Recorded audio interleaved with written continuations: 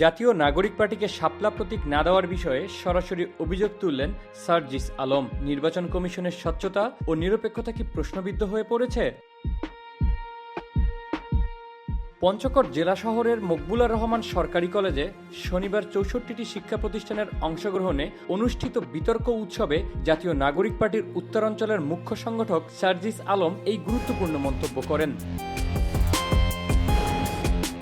তিনি বলেন, নির্বাচন কমিশন সর্বশেষ জানিয়েছে তারা শাপলা প্রতীক দিবে না, ফলে নির্বাচনের আগেই নির্বাচন কমিশনের স্বচ্ছতা ও নিরপেক্ষতা প্রশ্নবিদ্ধ হচ্ছে। সার্জিস আলম আরও বলেন, যদি নির্বাচন কমিশন চাপে পড়ে প্রতীক বরাদ্দ দেয় তাহলে স্বাধীন প্রতিষ্ঠান হিসেবে তাদের বিশ্বাসযোগ্যতা নষ্ট হয়। আমরা শাপলা প্রতীক অন্তর্ভুক্ত করার আবেদন করেছি এবং আইনগতভাবে এতে কোনো বাধা নেই। আশা করি এনসিপি শাপলা প্রতীক পাবে।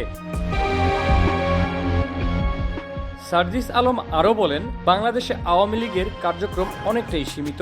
তারা মাঝে মধ্যে অর্থ ব্যবহার করে মিছিল করাচ্ছে, যা আসল আওয়ামী লীগের মিছিল নয়। অনেক সময় বড় ধারণা সৃষ্টি করা হয় যে তাদের জনসমর্থন ৩০ থেকে ৫০%, কিন্তু প্রকৃতপক্ষে এই পরিমাণ কখনো তাদের সাথে ছিল না। যদি সত্যিই তাদের লোক হতো তাহলে জুলাই অভ্যুত্থানের সময় তারা মাঠে থাকতো।